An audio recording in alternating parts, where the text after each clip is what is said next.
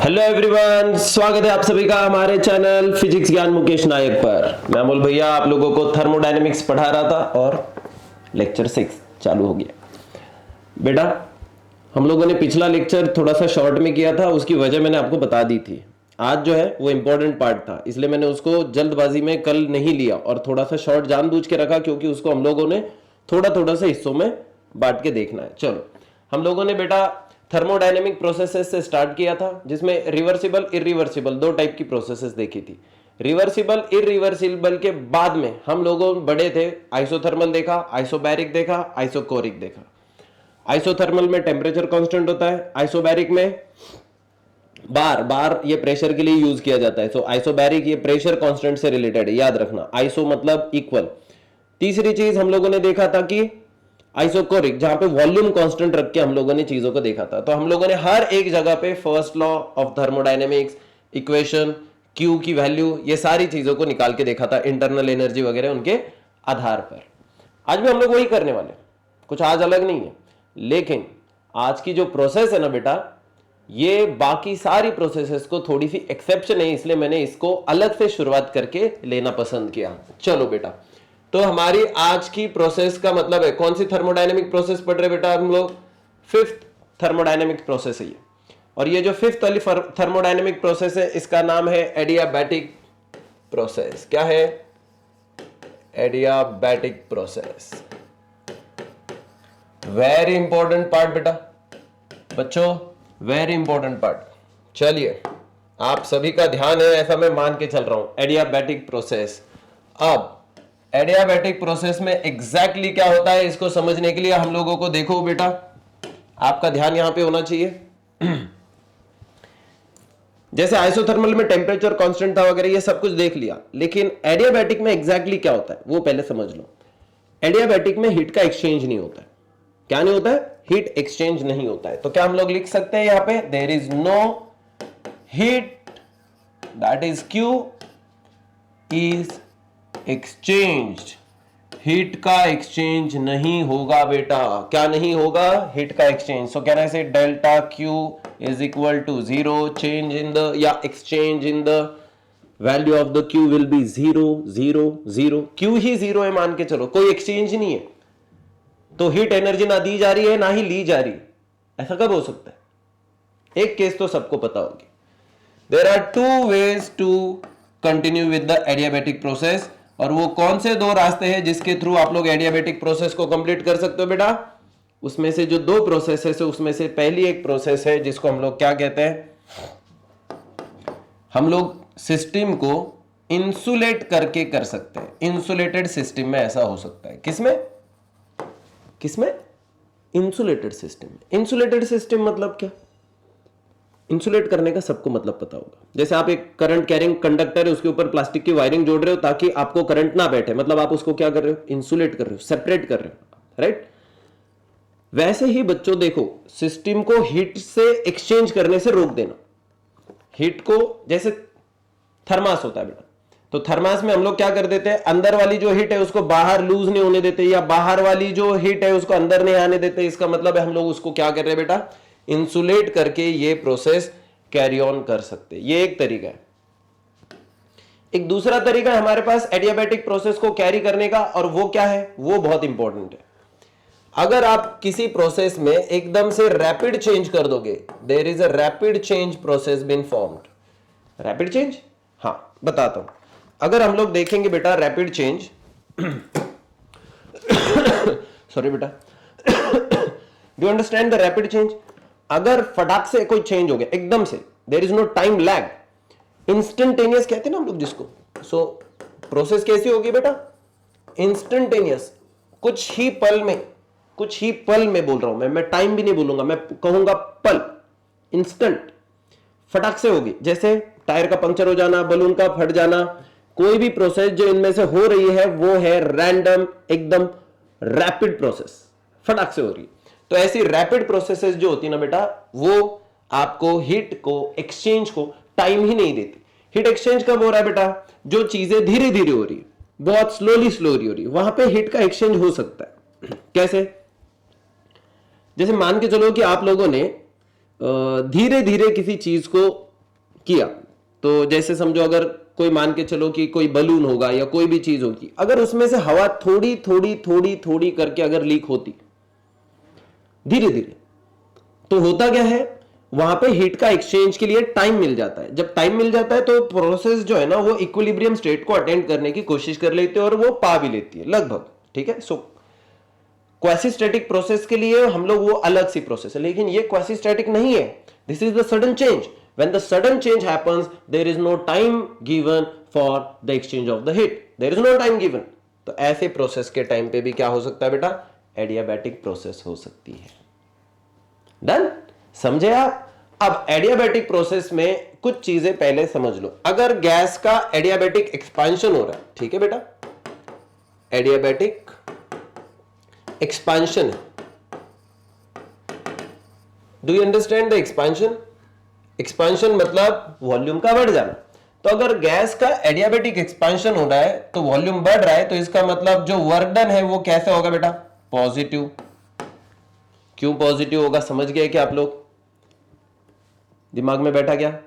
क्योंकि वॉल्यूम बढ़ रहा है और ये कौन होता है, work done, P delta we, तो वो वॉल्यूम के चेंज के ऊपर निर्भर है। अब अगर आपका फाइनल वॉल्यूम बड़ा है तो V F minus V I, final volume बड़ा है, बड़े में से छोटे को माइनस कर दोगे, वी आई छोटा है तो क्या हो जाएगा, एक पॉजिटिव नंबर मिलेगा। तो आप लोग कह सकते हो वर्क डन यहां पे पॉजिटिव है। ऐसे टाइम पे अगर मैं आपको कहूंगा जो change in the internal energy है, क्या वो इंटरनल एनर्जी बढ़ेगी या घटेगी, अगर मैं इस टर्म में उसको देखना चाहूंगा तो हम लोग कह सकते हैं इंटरनल एनर्जी जो है। अब क्या हो रहा है बेटा, पहले ध्यान देके सुनो, वर्क डन पॉजिटिव हो रहा है मतलब गैस क्या हो गया है, एक्सपांड हो गया है। तो ऐसी केस में एक्सपांशन में ये निगेटिव हो जाता है और इसका मतलब होता है कि वो क्या हो रहा है बेटा, डिक्रीज हो रहा है। कौन, इंटरनल एनर्जी डिक्रीज हो रही है। अब अगर मैं ऐसे ही केस में एडियाबैटिक को सेम इसमें एडियाबैटिक क्या देखूंगा बेटा, कॉम्प्रेशन। सो अगर एडियाबैटिक कॉम्प्रेशन हो रहा है तो कॉम्प्रेशन की वजह से क्या हो रहा है, वर्क डन हो जाएगा बेटा एग्जैक्टली उल्टा, मतलब निगेटिव, क्योंकि कॉम्प्रेशन हो गया, फाइनल वॉल्यूम छोटा है, इनिशियल वॉल्यूम बड़ा था, तो एक छोटे नंबर में से बड़ा नंबर माइनस हो जाएगा तो निगेटिव हो जाएगा, इसलिए वर्क डन हो गया निगेटिव। ऐसी केस में इंटरनल एनर्जी पॉजिटिव हो जाती है। कैसे, क्यों, अभी थोड़ी देर से बताता हूं, लेकिन इसका मतलब यह है कि वो इंक्रीज हो जाती है मेरे दोस्तों, देयर इज एन इंक्रीज। अब ये क्यों हो रहा है इसकी मैं वजह बताता हूं, ध्यान से सुनिएगा, ध्यान से सुनिएगा बेटा। चलिए, हमें कुछ चीजें पता है इन एडियाबैटिक,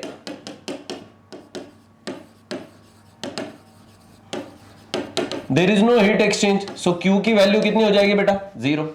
सो अगर हम लोग फर्स्ट लॉ ऑफ थर्मोडायनेमिक्स देखेंगे तो फर्स्ट लॉ के हिसाब से Q इज इक्वल टू क्या था, delta U plus W, correct है कि नहीं? लेकिन ये तो 0 है, तो ये 0 हो गया डेल्टा U प्लस W। तो क्या मैं दो तरीके से इसको ऐसे नहीं लिख सकता?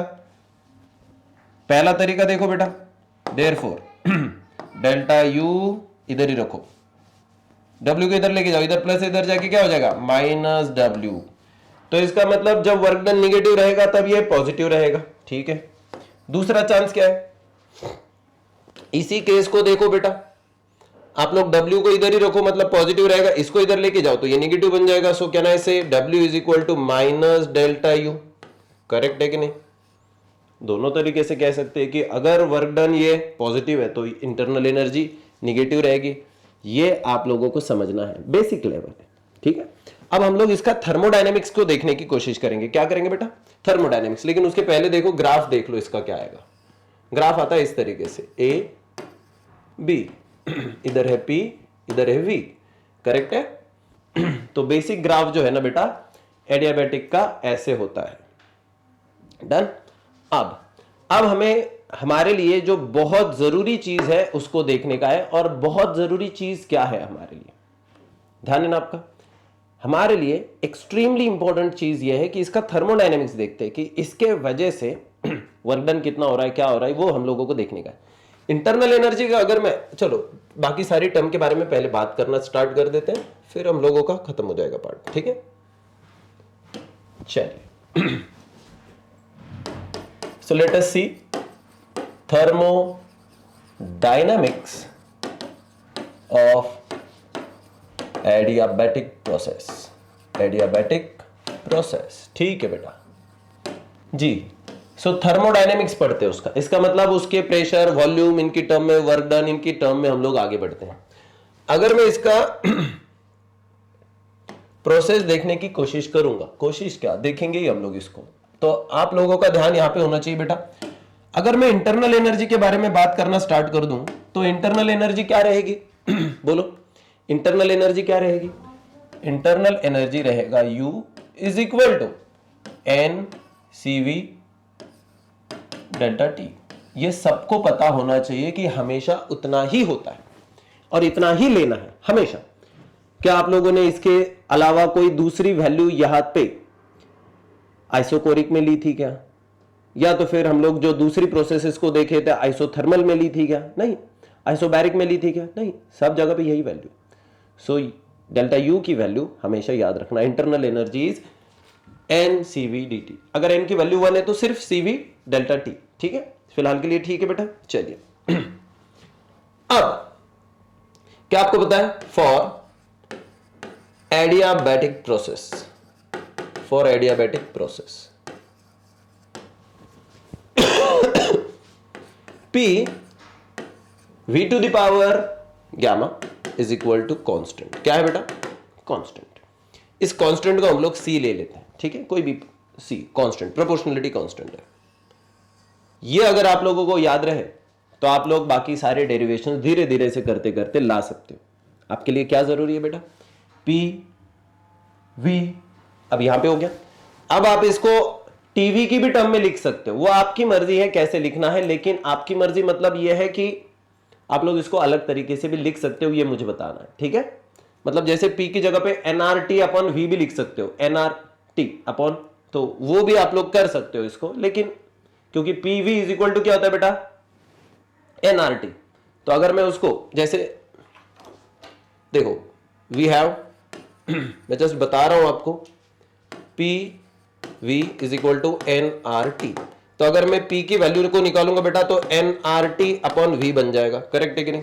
अगर मैं इस P की जगह पे यहां पे इसको पुट कर दूंगा तो ये बनेगा NRT, ये हो गया P की जगह पे अपॉन V, और ऊपर V का पावर कितना बेटा? गैमा। अब अगर मैं इसको ऐसे देखूंगा इज इक्वल टू क्या हो गया बेटा? कांस्टेंट। तो इसकी जगह पे रखोगे कांस्टेंट, कांस्टेंट ही रहेगा। अब देखो बेटा, ये V की पावर कुछ नहीं है, मतलब 1 है, ऊपर जाके क्या हो जाएगा? -1। तो V और V की पावर -1, तो ये इसमें से सब्ट्रैक्ट हो जाएगी। तो फाइनली देखो बेटा क्या हो जाएगा? NRT अपनी जगह पे रहने दो, और V की पावर कितनी हो जाती है? गैमा -1, करेक्ट है कि नहीं? ये V की पावर ऊपर जाके माइनस होगी, वो हो गया कांस्टेंट। लेकिन आपको पता है ये भी तो कांस्टेंट्स है, तो अगर NR इधर चल जाएगा फिर भी कांस्टेंट कांस्टेंट ही रहेगा। तो क्या मैं कह सकता हूं that TV gamma -1 is also the constant. तो आप इसको दो तरीके से देख सकते हो बेटा। तो याद रखना, इन एडियाबैटिक प्रोसेस हम लोग दो चीजों को देखेंगे, एक PV to the power gamma, या तो फिर TV की टर्म में देखेंगे, T फॉर टेम्परेचर पता है आपको, TV to the power gamma -1, that makes it constant, that makes it constant. हो गया बेटा, डन। चलिए अब हम लोग वर्क डन की ओर बढ़ते हैं। वर्क डन के लिए हम लोगों को इस इक्वेशन को यूज भी करने हैं, ठीक है, बाद में बात भी करूंगा आपसे। चलो पहले इसको तो देखते हैं, एक टाइम पे एक को तो निपटा लेते हैं, ठीक है।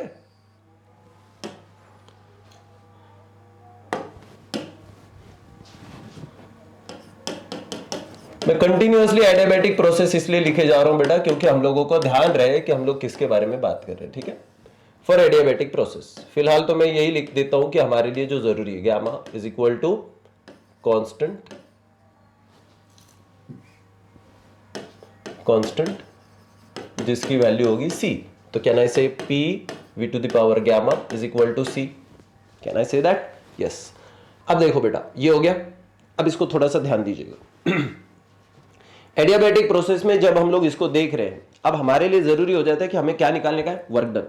जिस चीज को हमें निकालने का है ना उसके पीछे लग जाना बहुत जरूरी। तो अभी देखो धीरे धीरे से इसको समझने की कोशिश करो। वर्क डन क्या होता है वो सबसे पहले समझ लो। क्या मैं इसी को ऐसे लिख सकता हूं, therefore P is equal to क्या हो जाएगा बेटा?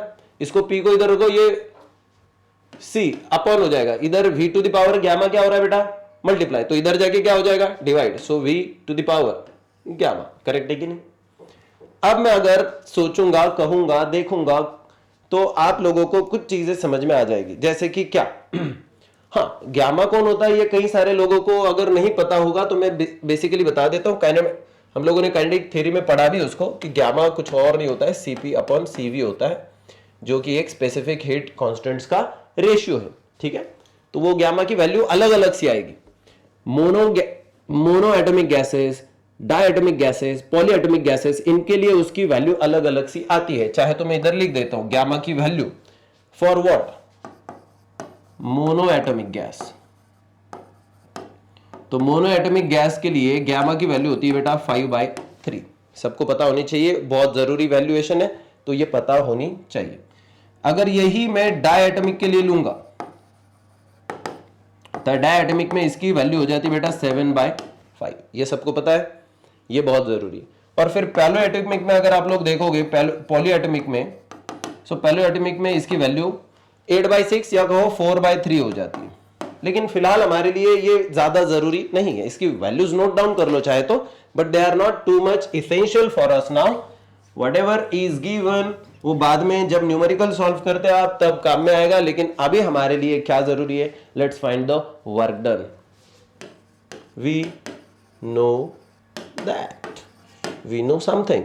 What do we know, that W is nothing but, work done क्या होता है बेटा, टोटल वर्क डन होगा बेटा integration from VI to VF। Gas क्या हो गया, एक्सपांड हो गया होगा, सो P dV, करेक्ट है कि नहीं। अगर मैं ये वाली इक्वेशन से यहां पे इसको पुट कर दूंगा, ठीक है, यहां पे पुट कर दूं तो क्या हो जाएगा, देखो इसको चाहे तो आप इक्वेशन फर्स्ट पुट करो, इसको चाहे तो सेकंड पुट करो। From equation first we can put the value of the P, तो क्या हो जाएगा, ये यहां पे वैल्यू देखो, अब integration from VI to VF, ये P की जगह पे कौन, C upon V to the power gamma into what, dV। लेकिन C कांस्टेंट है तो बाहर आ जाएगा, तो इसलिए हम लोग इसको कह सकते हैं C integration from VI to VF, ठीक है। तो ये हो जाएगा बेटा, अभी क्या, ये तो बाहर चला गया है, तो इधर बन गया 1 अपॉन गैमा, तो CVD। अब ये DT जो है ना, अब मैं क्या करता हूं, इसको ऊपर लेके जा जाओ तो इसकी पावर हो जाएगी बेटा V to the power minus gamma into DV, correct है कि नहीं, हो गया।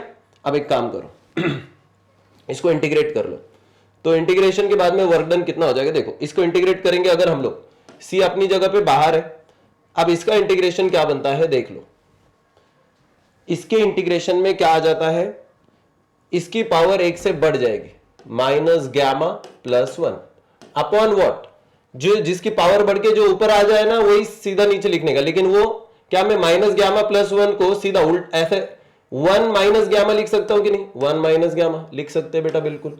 ये कहां से, VI से कहां तक, VF तक, ये तो पता होना चाहिए। अब बेटा थोड़ा ध्यान दीजिएगा, थोड़ा क्यों, पूरा ही ध्यान दीजिएगा। यहां पे 1 अपॉन 1 माइनस गैमा 1 ये बाहर आ जाएगा, तो वो बाहर आके किसके साथ, 1 माइनस गैमा, ये बाहर आ गया, किधर, C के साथ आ गया। अब इधर कौन बचा है उसको देखते हैं, यहां पे कौन बचा है, V minus gamma plus 1, correct है कि नहीं। इसका इंटीग्रेशन करना है VI से लेके VF के बीच में। लेकिन क्या मैं इसको ऐसे नहीं लिख सकता, मैं इसको इन्वर्स कर देता हूं बेटा, तो काम आसान हो जाएगा। चलो मैं इसको थोड़ा सा इरेज कर लेता हूं, और आपको, क्योंकि मेरे पास अभी जगह ज्यादा नहीं है, इसलिए मैं उसको थोड़ा सा यहीं पे इसी जगह पे निपटाता हूं।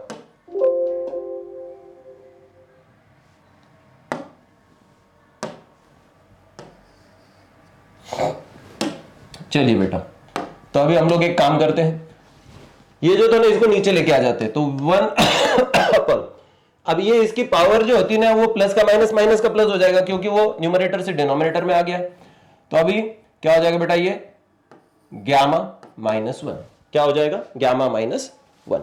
अब एक काम करते हैं, इनमें अपनी अपनी जगह पे वैल्यू रख देते हैं, तो ये हो जाएगा बेटा work done will be equal to C upon 1 minus gamma, और वैल्यू पुट कर दो, VF की जगह पे VF 1 upon VF gamma minus 1, done, minus 1 upon VI to the power gamma minus 1।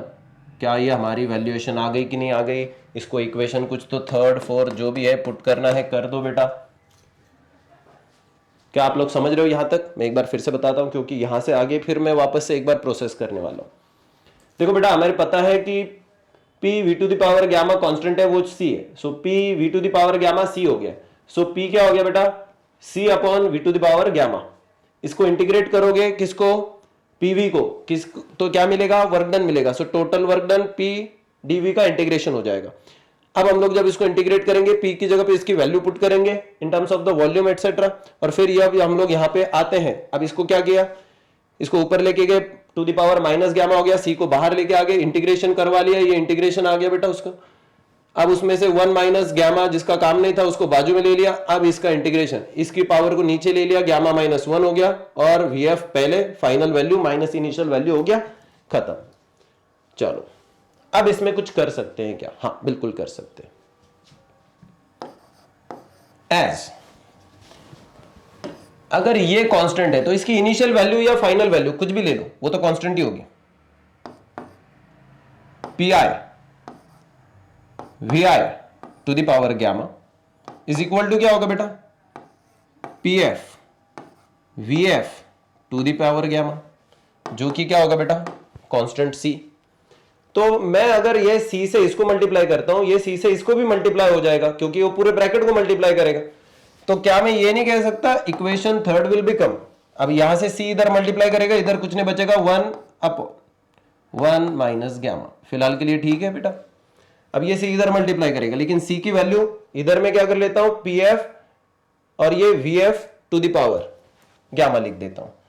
तो P F V F to the power gamma, ये सी की जगह पे लिख दिया, डिवाइडेड बाय ये अपनी अपनी जगह पे we F to the power gamma minus 1, correct है? माइनस, अब ये सी इधर पे मल्टीप्लाई करेगा, लेकिन सी की वैल्यू क्या है बेटा? P I V I to the power gamma divided by यहां इसकी value V I to the power gamma minus 1, correct है कि नहीं बेटा? आ गया। चलो इसको थोड़ा सा ऊपर मूव कर लेता हूं मैं।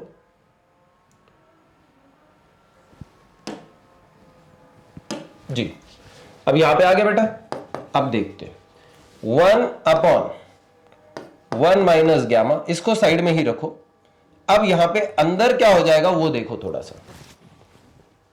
ये वीएफ जो है, ये वीएफ जाके इसको क्या करेगा? ऊपर अगर चला गया है तो इसकी पावर जो है वो प्लस की माइनस, माइनस की प्लस हो जाएगी, मतलब निगेटिव हो जाएगा। इसका भी प्लस का माइनस, माइनस का प्लस हो जाएगा।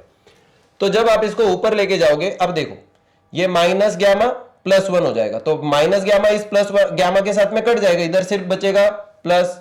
तो पी एफ और वी एफ की पावर सिर्फ प्लस 1, मतलब कुछ नहीं लिखेंगे तो भी चलेगा, नहीं लिखेंगे तो भी चलेगा, तो नहीं लिखते हैं, ठीक है जी। माइनस इसका भी सेम होगा, पी आई जैसे कि वैसे रख लो, उसकी कोई जरूरत नहीं है। वी आई की पावर ऊपर जब जाएगी तो ये माइनस गामा हो जाएगा, ये प्लस 1 हो जाएगा। तो माइनस गामा इसके साथ में कट जाएगा, तो प्लस गामा और माइनस गामा कट गए, इधर सिर्फ प्लस बचेगा, तो वी आई की पावर सिर्फ प्लस 1 बचेगी, तो नहीं लिखेंगे तो भी चलेगा। क्या यह आया हमारा? ये फॉर्मूला है बेटा, लास्ट वाला फॉर्मूला है। So work done is nothing but, इसको लिख लो पी एफ वी एफ, मतलब ऊपर न्यूमरेटर में लिख रहा हूं P I V I, okay, divided by 1 minus gamma. Okay बेटा, अगर इसी को आप लोग टेम्परेचर के टर्म में लिखना चाहते हो, जैसे कि एनआरटी, तो जैसे PV is equal to nothing but the NRT, तो इसको मैं ऐसे लिख सकता हूं, एनआर ब्रैकेट के बाहर लिखो, चेंज इन द टेम्परेचर था, लेकिन इसको मैं लिखूंगा T I minus T F, उल्टा लिखेंगे बेटा। क्यों? जैसे मैंने आपको कहा था कि वो प्रोसीजर जो है, जैसे internal energy work done positive तो ये निगेटिव, वैसे तो ये टेम्परेचर के डिपेंडेंट रहेगा, तो इसके जो होगा इसके बराबर इनवर्स यहाँ पे होगा, तो ये हो गया बेटा 1 माइनस गामा, जैसे कि वैसा जी। डन। क्या ये बहुत मुश्किल है? नहीं।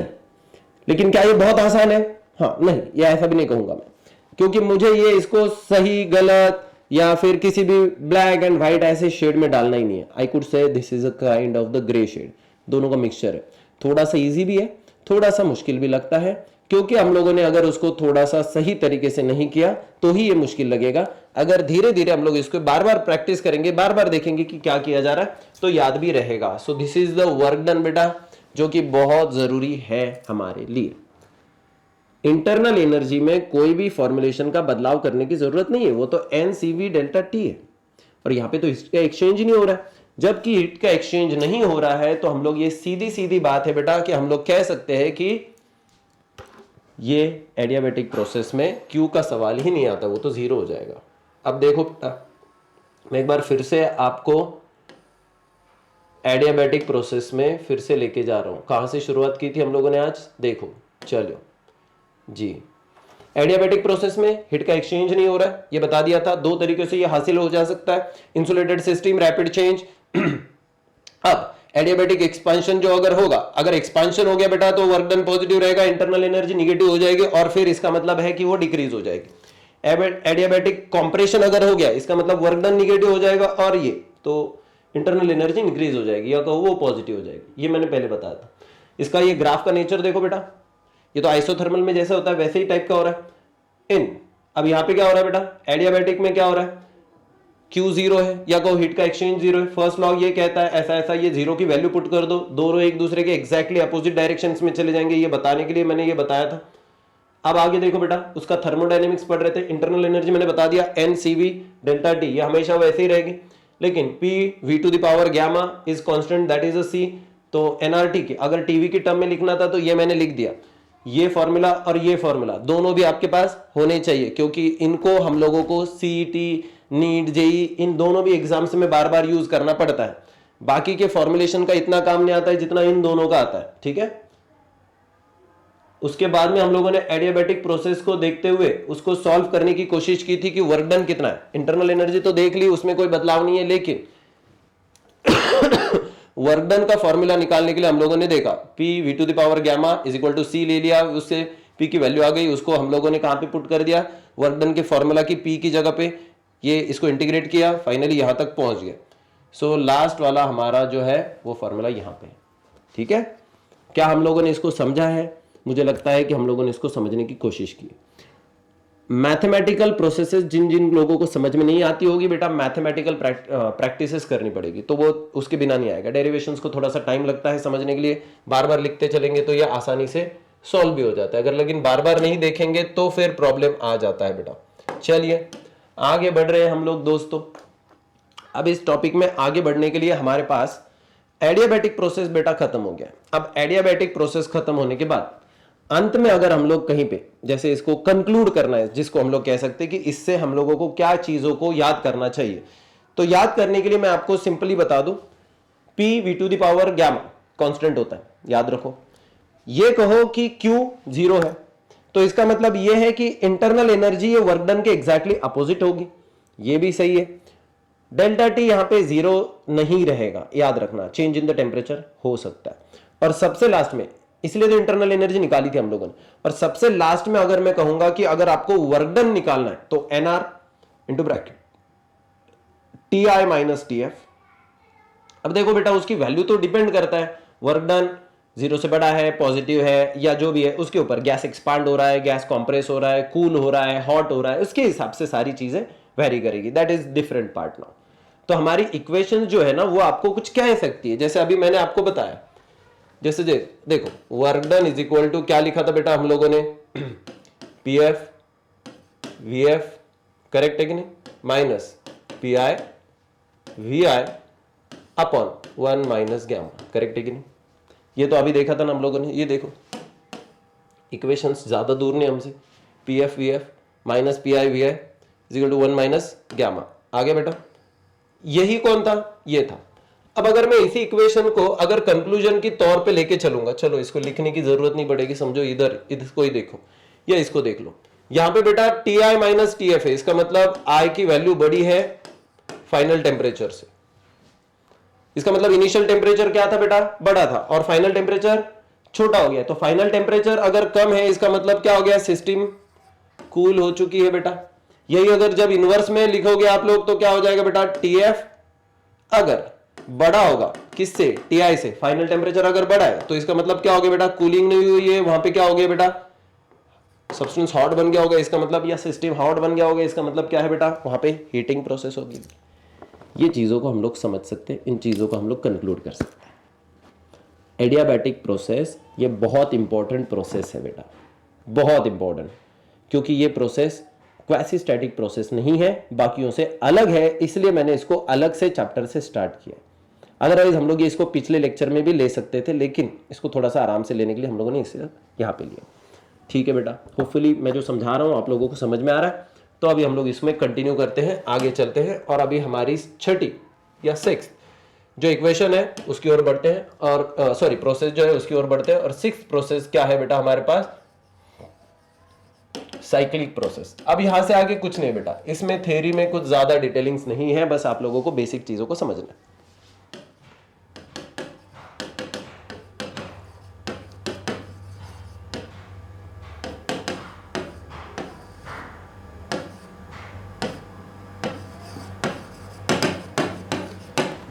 अब ये कह सकते हो उस प्रोसेस को हम लोग साइक्लिक प्रोसेस कहेंगे जिस प्रोसेस में इनिशियल स्टेट जो होती है बेटा, क्या इनिशियल स्टेट, वो फिर से एक बार हासिल की जा सकती है। कौन, इनिशियल स्टेट। ठीक है बेटा, तो इनिशियल स्टेट को हम लोग देख रहे हैं। अब इनिशियल स्टेट मतलब क्या, जैसे बता दो, नॉर्मल साइकिल कब कहते हैं आप लोग, जैसे समझो ये समंदर का पानी है, यहां से इसकी इवेपोरेशन हो गया, फिर वो पहाड़ों के ऊपर जाके बारिश हो गई, फिर वापस से जाके समंदर को मिल गया, तो आप लोग क्या कहते हो, ये साइकिल है। साइकिल कब कहा, जब समंदर का पानी का इवेपोरेशन हो गया, फिर उसके कंडेंसेशन भी हो गया, फिर बारिश गिर के वापस से पानी बह के कहां पे पहुंच गया, समंदर को। तो जाके आप लोग जब मतलब साइकिल तब कंप्लीट होती है जहां से शुरुआत की थी वहीं पे खत्म हो रहा है तब। तो बेटा यहां पे भी यही है, the same logic is here. जब इनिशियल जो स्टेट थी किसी भी सिस्टम की, अगर वो वापस से रिटेन हो जाती है, रिगेन हो जाती है, वो वापस से वहां पे पहुंच जाते हो, तो उसको हम लोग कहेंगे बेटा साइक्लिक प्रोसेस।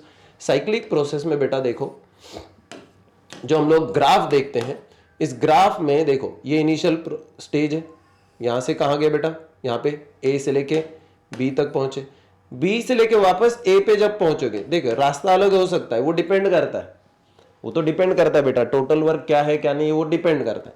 लेकिन यहां पे अगर आप लोग देखोगे तो ये हो गया बेटा साइक्लिक प्रोसेस। इनिशियल स्टेट कौन थी, ए, फाइनल स्टेट थी बी, लेकिन जब after completion of the total process आप देखते हो तो ए पे थे, ए पे ही पहुंच गए, तो हो गया बेटा साइक्लिक प्रोसेस। ओके बेटा, डन है ये। अब इसको थोड़ा सा ध्यान देने की कोशिश कीजिएगा। ऐसे सिस्टम्स में हम लोग अगर देखेंगे इंटरनल एनर्जी जो होती है ना, तो इंटरनल एनर्जी 0 के आसपास रहती है, इसलिए टोटल जो हीट रहती है वो कहां पे कन्वर्ट हो जाती है, वर्क डन में कन्वर्ट हो सकती है। खास करके इसको हम लोग यूज करते हैं इंजिन्स में। तो अगर आप लोग इंजिन्स के बारे में बात करोगे तो सारे के सारे इंजिन्स लगभग क्या होते हैं बेटा, साइक्लिक प्रोसेस में काम करते रहते हैं। कौन, इंजिन्स। तो अलग अलग से जो इंजिन्स होते हैं ना वो साइक्लिक प्रोसेस में काम करते रहते हैं। अब मैं थोड़ा सा ग्राफ को देखते हुए कुछ चीजों को कहना चाहूंगा, तो थोड़ा सा ध्यान दीजिएगा। I have to see the graph. आपके बुक में एक क्वेश्चन भी दिया हुआ है, देखो कि अगर गिवन डायग्राम के हिसाब से टोटल वर्क डन, क्या कहा उन्होंने, अगर total work done after the end of the cyclic process ये है -1000 जूल। कितना है बेटा, -1000 जूल। तो वो क्या कहते हैं कि उसको माइनस क्यों है, इसका मतलब क्या है, या माइनस है उसका मतलब क्या है, तो थोड़ा सा समझने की कोशिश करो। जब ए से लेके बी पे गया बेटा, क्या हुआ, कुछ तो वर्क डन हुआ। कितना वर्क डन हुआ, आप लोग एरिया ऑफ शेडेड रीजन निकालोगे। अब ये छोटा नंबर आ जाएगा, ठीक है, ये हो गया एक पॉजिटिव नंबर, ठीक है बेटा, पॉजिटिव वैल्यू, ठीक है। जब ए से लेके बी तक पहुंचे, ए से लेके बी तक पहुंचे, अभी तक तो काम खत्म हुआ है, फिर आप बी से लेके वापस ए तक जाओगे, सो बी से लेके ए तक जाओगे, तो अब बेटा यहां से इधर जाते वक्त क्या हो जाएगा, एक लार्ज नंबर आ जाएगा, और वो रहेगा बेटा निगेटिव वर्क डन। क्यों, देखो ऐसा वाला वर्क डन पॉजिटिव होता है, ये हम लोगों ने देखा है रिवर्स में जब जाते, क्योंकि इधर वॉल्यूम क्या हो रहा है बेटा, बढ़ रहा है, और इधर जाते वक्त वॉल्यूम कम हो रहा है। जब वॉल्यूम कम तो निगेटिव वर्क डन। अब ये नंबर बड़ा है निगेटिव वाला, और ये नंबर छोटा है पॉजिटिव वाला, तो work done, total work done, सो टोटल वर्क डन क्या रहेगा बेटा, total work done definitely negative रहेगा। क्यों निगेटिव रहेगा, समझ लो, इसकी वैल्यू है 100 जूल और इसकी वैल्यू है -200 जूल। टोटल वर्क डन करेंगे तो ये क्या हो जाएगा बेटा, 100 sorry 100 plus -200 makes it -100 joules, correct है कि नहीं? ये होगा ना बेटा, तो ऐसे ही होगा। अब ये देखो, ये इधर से इधर जा रहा है, तो टोटल वर्क डन अगर मैं निगेटिव के लिए देखूंगा तो देखो यहां पे ये इधर से आ जाएगा ऐसा। तब देखो ये छोटा वाला था, ये बड़ा वाला है, तो बड़ा वाला निगेटिव है, तो इसलिए ऐसा हो रहा है। ठीक है, चलिए, तो टोटल वर्क डन ये निगेटिव हो जाएगा। फिर वो आपको एक और सवाल पूछते हैं बेटा कि कितनी हीट जो है, एनर्जी कितनी रहेगी? तो हीट एनर्जी कितनी रहेगी? अभी तो देखा, हीट एनर्जी डिपेंड करती है वर्क डन के ऊपर। अब अगर वर्क डन ही -1000 है तो हीट एनर्जी भी रहेगी -1000 जूल, लेकिन माइनस प्लस ये चलो वर्क डन के लिए तो उसका मैग्नीट्यूड ले लो, तो मतलब 1000 जूल का वर्क डन हो जाएगा। ठीक है, अब ये हो गया एक और चीज।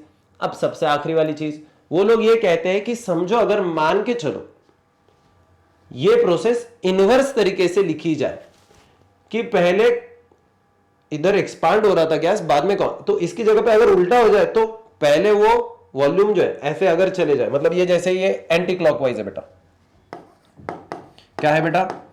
Anti clockwise. तो जब आप लोग एंटी क्लॉकवाइज गए थे, ये देखो इधर से इधर, पहले ऐसे फिर ऐसे, so this is the anti clockwise direction. तो अगर हम लोग एंटी क्लॉकवाइज डायरेक्शन में जा रहे हैं तो वर्क डन कैसा था? निगेटिव। लेकिन अगर हम लोग क्लॉकवाइज में जाएंगे बेटा, ऐसे फिर ऐसे, ऐसे फिर ऐसे, तो अगर क्लॉकवाइज में जाएंगे तो यही वर्क डन हमारा हो जाएगा बेटा पॉजिटिव। इसमें बहुत बड़ा रॉकेट साइंस है क्या? नहीं, एकदम सिंपल सी चीज है। इसका उल्टा कर दो तो प्रोसेसेस में भी उल्टा हो जाए, बस हो गया, काम आसान है। और मेरे हिसाब से यहाँ पे इसको साइक्लिक में खत्म करना भी बहुत ईजी है। सो अगर आप लोग क्लॉकवाइज एंटी क्लॉकवाइज इन दोनों डायरेक्शंस में देखोगे, ज्यादा इधर उधर घूमने की जरूरत नहीं, एकदम सिंपल से देखो, इधर से इधर जा रहे थे, बाद में इधर से इधर पहुंच गए, ये वर्क डन जो था बेटा ये निगेटिव था। ठीक है, बस खत्म। अगर ये निगेटिव है तो इसके अगेंस्ट द डायरेक्शन अगर हम लोग कर देंगे प्रोसेस को, तो हो जाएगा बेटा इनवर्स में जाके ये भी पॉजिटिव वर्क डन। ओके, ठीक है। अब हम लोग सबसे लास्ट वाली उस प्रोसेस के बारे में बात करेंगे जिसको हम लोग थर्मोडायनेमिक प्रोसेस कहते हैं, और वो है बेटा कौन? Free expansion. क्या है बेटा? Free expansion. चलिए, तो चलो फ्री एक्सपांशन क्या है वो मैं बात करता हूं। 7th पार्ट है फ्री एक्सपांशन। फ्री का मतलब क्या होता है बेटा?